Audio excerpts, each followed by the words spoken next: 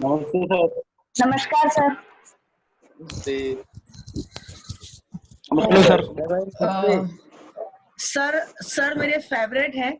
मैं सर के व्यक्तित्व को और उनका जो बात करने का अंदाज है और जिस तरह से वो बात करते हैं वो मुझे बहुत प्रभावित करता है। और सर को साक्षात सरस्वती का आशीर्वाद प्राप्त है। तो मैं चाहूंगी कि आप सभी जन आज उनसे जो वो कुछ बताते हैं वो देखिए, सीखिए और जो भी आपको लगता है वो नोट डाउन करिए। ठीक है? और लास्ट में हम सवाल जवाब वाला काम करेंगे। लेकिन यदि कोई सवाल नहीं हो तो बेमतलब में सवाल मत करिएगा।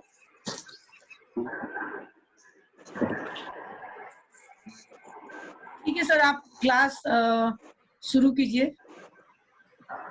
ठीक है, चलिए। तो सबसे पहले तो आपको आज की थिएटर की क्लास में मैं अपनी ओर से हार्दिक स्वागत करता हूँ आपका। और ऐसे वक्त में आपसे संवाद करने का ये मौका मिल रहा है जब हम सब लोग एक बहुत बड़ी आपदा से न केवल हमारा भारत बल्कि पूरा विश्व गुजर है। और हम सब जानते ही हैं कि उसके लिए अहोरात्र दिन रात हम लोग एक उसके प्रति बहुत संवेदनशील भाव से जुड़े हैं कि जल्दी से जल्दी ये प्रति अनचाहा सा जो एकांत मिला है, यह अनचाहा सा एकांत जल्दी से जल्दी काबू हो और फिर हम एक स्वस्थ दुनिया में वापस लौटें। तो इस शुभकामना के साथ, लेकिन इस समय को भी बहुत सृजनात्मक संवाद की शक्ल में इस तरह से ढालने का जो उपक्रम गीतांजलि जी ने किया है, तो मैं गीतांजलि जी को इस तरह से एक साझेदारी के लिए धन्यवाद ज्ञापित करता हूँ, आभार ज्ञापित करता हूँ। और इससे पहले कि हम बातचीत का सिलसिला शुरू करें, आप सब जानते हैं कि आज जब ये बातचीत करने का संयोग आपके साथ हो रहा है, तो आज का दिन पृथ्वी दिवस के रूप में पूरा विश्व मना रहा है। और पृथ्वी दिवस का मतलब है कि दरअसल हम धरती के प्रति धन्यता के भाव से जुड़ें, धरती के प्रति अपना आभार प्रकट करें और धरती के प्रति अपने दायित्वों के निर्वहन का संकल्प किया आपने। तो आज इस भाव के साथ हम सब इस धरती को सबसे पहले प्रणाम करते हैं, क्योंकि ये धरती ना होती तो शायद हमारा वजूद भी ना होता। और ऐसा कहा भी गया है कि जननी जन्मभूमिश्च सर्वादपि गरीयसी। तो जहाँ हमने जन्म लिया है उस स्वर्ग से भी महान वो स्थान माना जाता है। तो सबसे पहले इस धरती को प्रणाम। और उसके बाद मैं सबसे पहले नाद को प्रणाम करना चाहता हूँ, उस ध्वनि तत्व को प्रणाम करना चाहता हूँ जो हमें कुदरत ने दिया है। और ध्वनि न होती तो शायद ये संसार भी न होता। और हमारा शास्त्र कहता है कि नाद रूपो स्मृतो ब्रह्म, नादस्य च जनादिनः, नाद रूपा पराशक्ति, नाद रूपो महेश्वर। तो नाद ही ईश्वर है, प्राण तत्व है और संपूर्ण जगत नादमय है। इसलिए जब हम पूरी सृष्टि के नादमय होने की बात करते हैं तो हमें सबसे पहले हमारे इस विषय के परिप्रेक्ष्य में उस बुनियादी तत्व को जान लेना बहुत ही जरूरी है, जिसे कि हम ध्वनि तत्व कहते हैं। आप में से बहुत सारे लोग जानते होंगे कि सबसे पहला जो बुनियादी तत्व है इस सृष्टि का उसे ओंकार कहा जाता है। तो पहली जो श्रुति है वो ओंकार मानी जाती है, यानी इस ध्वनि से ही पूरा संसार बना है। इसलिए चर और अचर जो भी जड़ और चेतन जिसे हम कहते हैं उस सब में ध्वनि का वास है।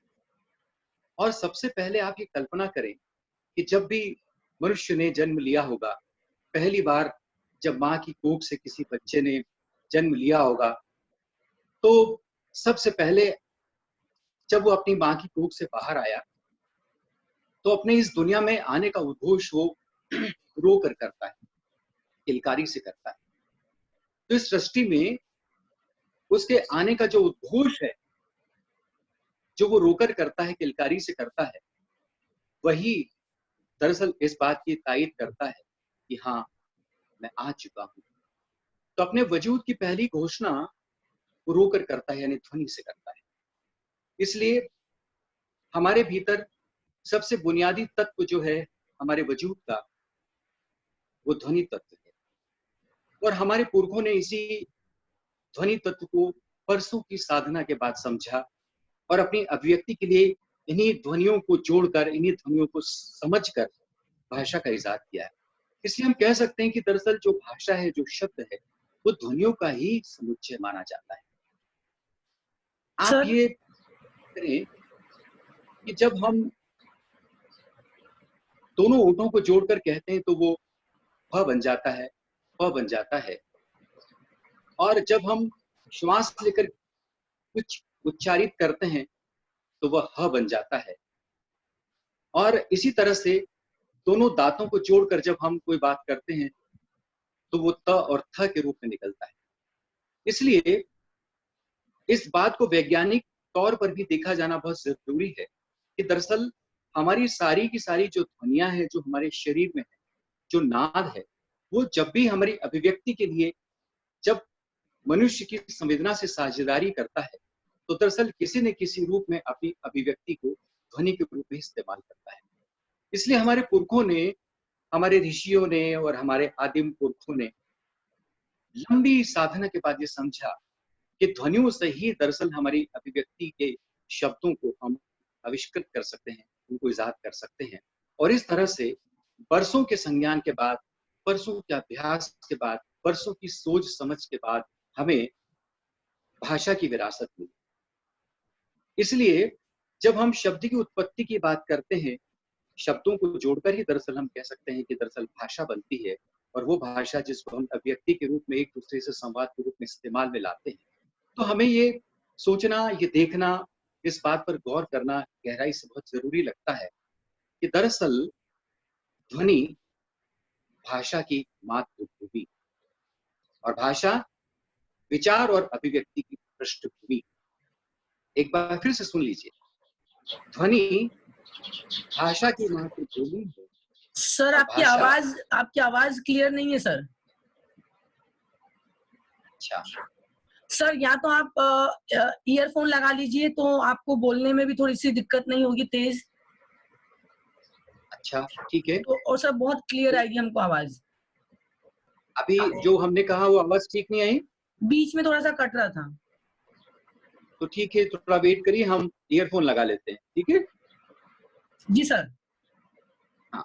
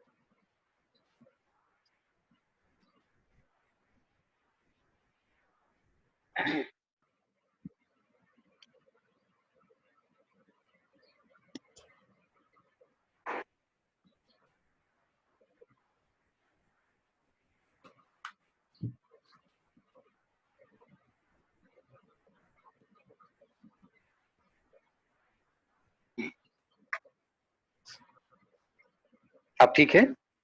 बेटर है सर।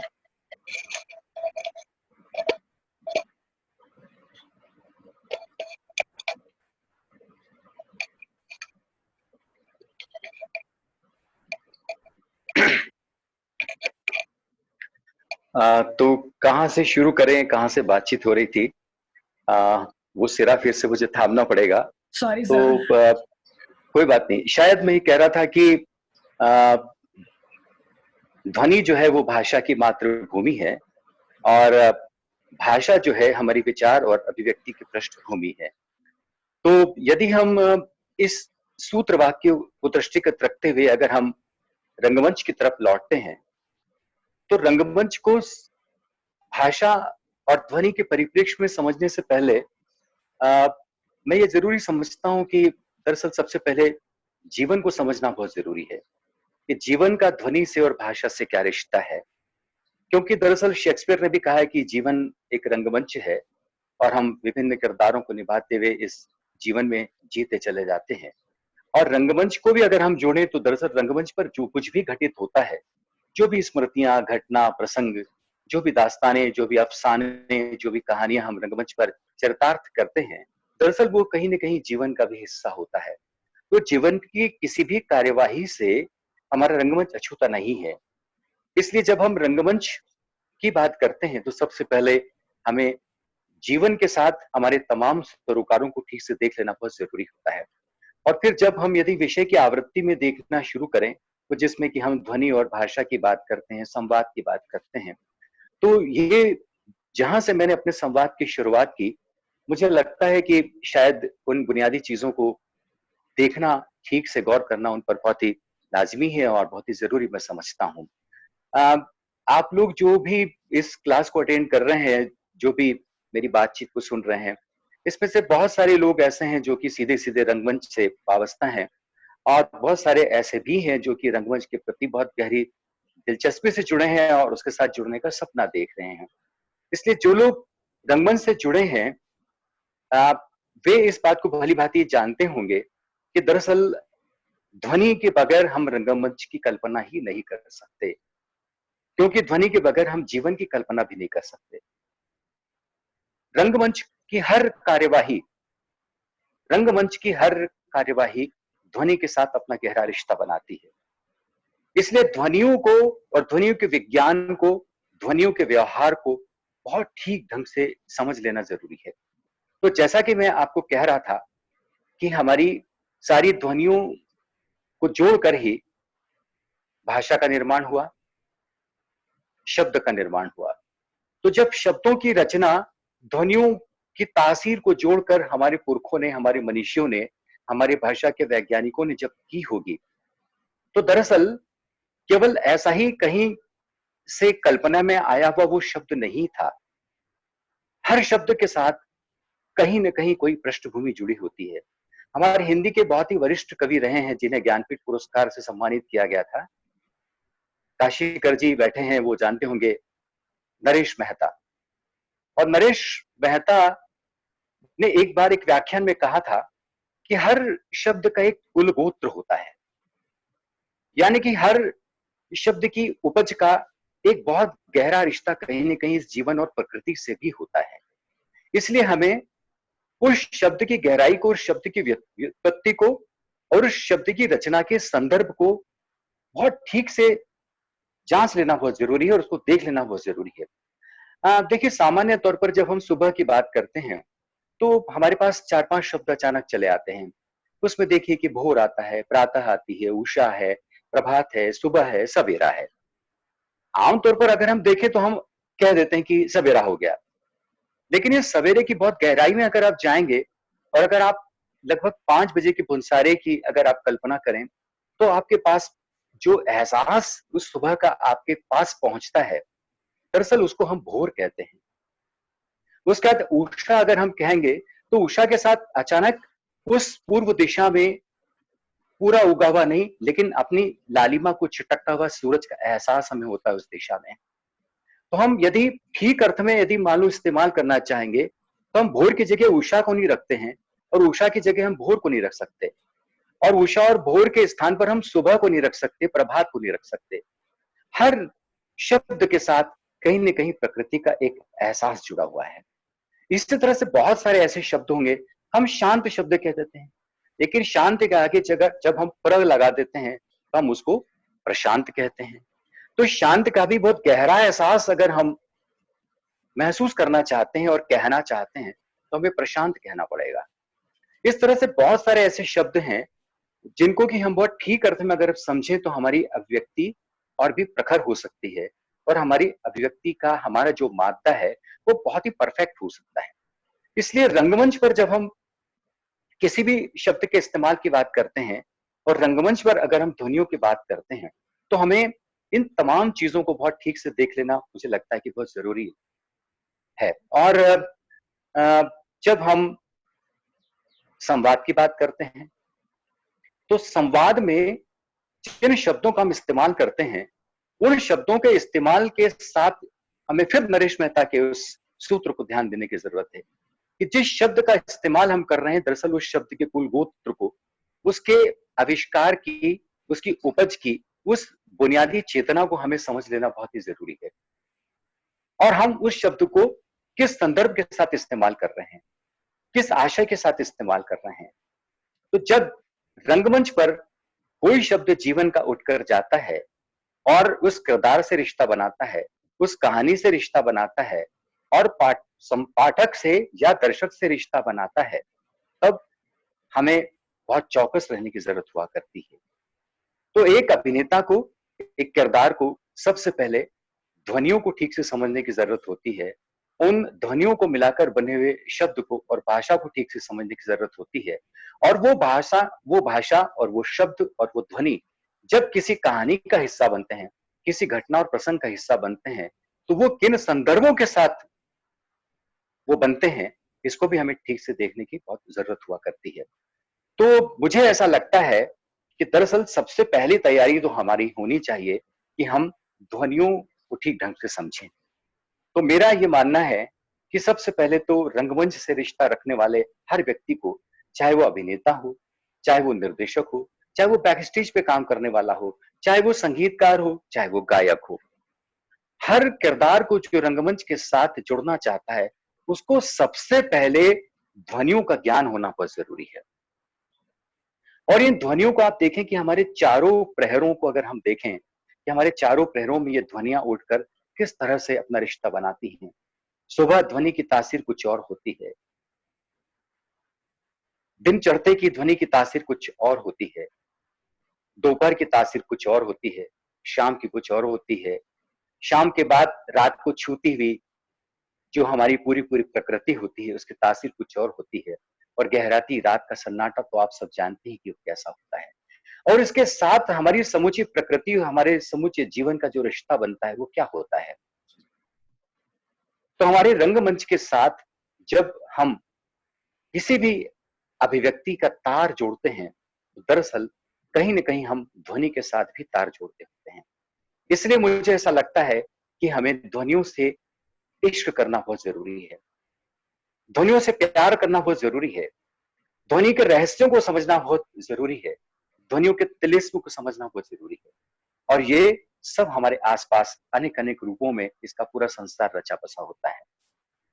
इसलिए सबसे पहला लेसन मैं ये मानता हूं कि हम सबको ध्वनियों को ठीक से समझने का होना चाहिए। उसके बाद जैसा कि मैंने आपको कहा कि इन ध्वनियों के साथ ही दरअसल हमारे शब्द बनते हैं। तो हमें शब्दों के इस विराट संसार, कितने सारे शब्द हैं, हजारों लाखों की तादाद में शब्द हैं और भाषा तो बहता हुआ दरिया ही माना जाता है। ऐसा माना जाता है कि हर 10 कोस की दूरी पे हमारी भाषा बदल जाती है। तो हमारी 10 कोस की दूरी पे जब भाषा अपना रूप बदल लेती है, बोलियों के साथ रिश्ता बनाती है, साहित्य के साथ रिश्ता बनाती है, तो हमारा जो साहित्य का जो संसार है, उस साहित्य के संसार में हमारी बोलियों के साथ मिलकर और हमारी खड़ी बोली के साथ मिलकर और हमारी आधुनिकता के साथ मिलकर, नए-नए आविष्कारों के साथ, नई-नई विधाओं के साथ मिलकर जो हमारी भाषा का एक बहुत विराट संसार बसता है, उस विराट संसार को भी हमें लगातार समझने की जरूरत है। जब तक हम इस ध्वनि और भाषा के विराट को नहीं समझेंगे, इसके बहुवर्णीय संसार को जब तक हम नहीं समझेंगे, तब तक हम दरअसल रंगमंच को भी ठीक से नहीं समझ पाएंगे। क्योंकि फिर मैं ये कहूंगा कि दरअसल जीवन और रंगमंच एक दूसरे का पर्याय हैं। इसलिए जीवन में जो कुछ भी आपकी ध्वनि और भाषा और शब्द का संसार जो घटित होता है, उसके साथ आपका सबसे पहल रिश्ता बनाना बहुत गहराई से आपके लिए बहुत जरूरी है। इसलिए मुझे ऐसा लगता है कि हमें सबसे पहले तो वो ध्वनि को, भाषा को और हमारे इस शब्द के संसार को समझने की जरूरत होती है। और फिर देखिए कि कितना खूबसूरत सा एहसास बनता है हमारे आसपास कि जो कुछ भी हमारे भीतर उमड़ घुमड़ रहा होता है, हम सबसे पहले उसको अभिव्यक्त करना चाहते हैं। केदारनाथ सिंह की एक कविता मुझे याद आती है और वो कहते हैं कि जब चुप रहते रहते अकड़ जाती है मेरी जीभ, दुखने लगती है मेरी आत्मा, ओ मेरी भाषा मैं लौटता हूं तुम में। तो दरअसल संवाद जो है वो मनुष्य की बहुत बड़ी भूख है, वो निरंतर संवाद में रहना चाहता है। दरअसल जब खामोश रहता है ना, तब भी वो खुद से बात करता है। तो निपट खामोशी में भी जब हम संवाद में होते हैं, तो हम दरअसल ध्वनि के साथ होते हैं। हम मूक अभिनय को भी जब देखते हैं ना रंगमंच पर, तब भी ठीक है कि वो किरदार भले ही अपनी देह की भाषा में बात करता है, लेकिन आपके भीतर गुपचुप कोई ना कोई संवाद चलता ही रहता है। तो आपके भीतर कहीं ना कहीं एक अंतर ध्वनि तैरती रहती है उस पात्र से रिश्ता जोड़ने के लिए। और आप भी दरअसल आपके भीतर, चाहे वो प्रसन्नता हो, शोक हो, श्रृंगार हो, निवेदन हो, प्रार्थनाएं हो, जो कुछ भी एहसास आपके भीतर होता है, उसको दरअसल आप व्यक्त करना चाहते हैं। इसलिए जब आप व्यक्त करना चाहते हैं, तब आप दरअसल अपनी भाषा में लौटते हैं। तभी केदारनाथ सिंह ने अपनी कविता में कहा है कि जब चुप रहते रहते अकड़ जाती है मेरी जीभ और दुखने लगती है मेरी आत्मा, तो मैं भाषा में लौटता हूं।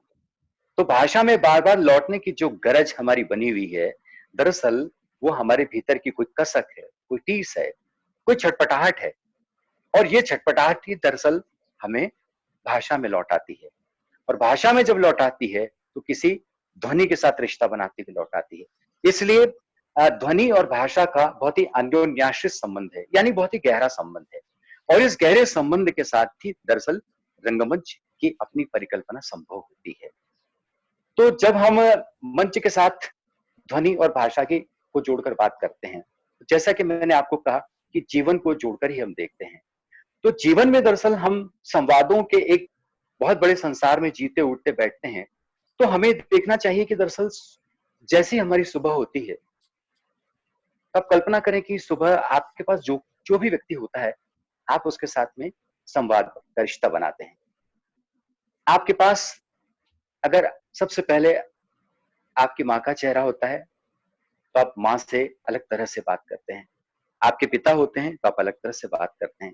आपके साथ आपके भाई और बहन होते हैं तो आप अलग तरह से बात कर सकते हैं। अगर आपके यहाँ कोई मैड सर्वेंट आती है तो आप अलग तरह से बात कर सकते हैं। आपके ड्राइवर से आप अलग बात करते हैं। आपके दोस्त के पास जाएंगे तो आप दोस्त से अलग तरह से बात करेंगे। आप खुद इस बात की पड़ताल करिए कि जब आपके घर और आपके आसपास रोज मिलने वाले लोगों से आप अलग अलग तरह से संवाद करते हैं, तो आप संवाद करते समय इस बात का ख्याल रखते हैं कि दरअसल मैं संवाद में कह क्या रहा हूं।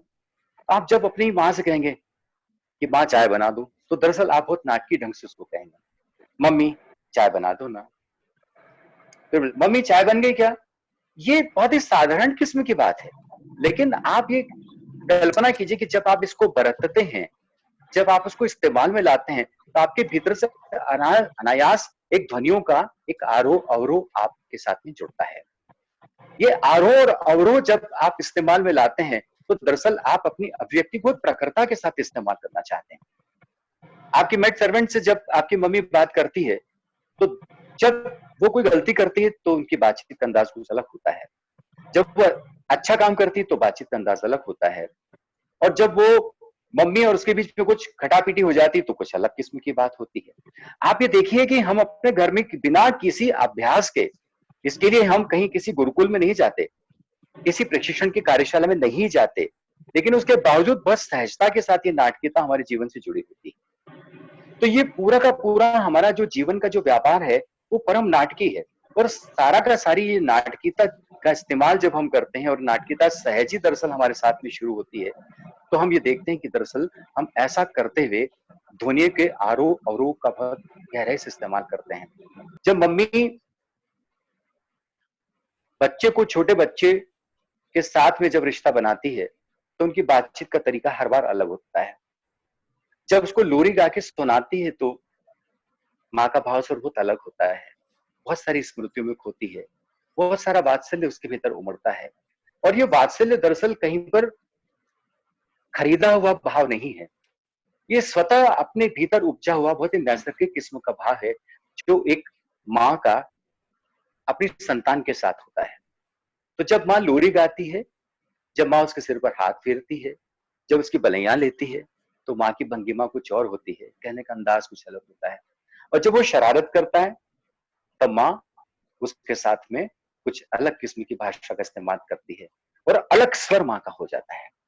जब आप अपने किसी मेड सर्वेंट के साथ में, जब आप बहुत प्रेशराइज होकर कोई बात करना चाहते हैं, कोई काम करवाना ही चाहते हैं, तो आपकी भंगिमा, भाव भंगिमा, आपकी भाषा और आपकी ध्वनि का आरोह बदल जाता है। बहुत सामान्य किस्म के उदाहरण हम आपको दे रहे हैं। आप अपने मित्र के साथ जब बात करते हैं तो कुछ अलग होता है, और मित्र के साथ भी आप अलग अलग विषयों के साथ जब बात करते हैं तो आपकी भंगिमा बदल जाती है।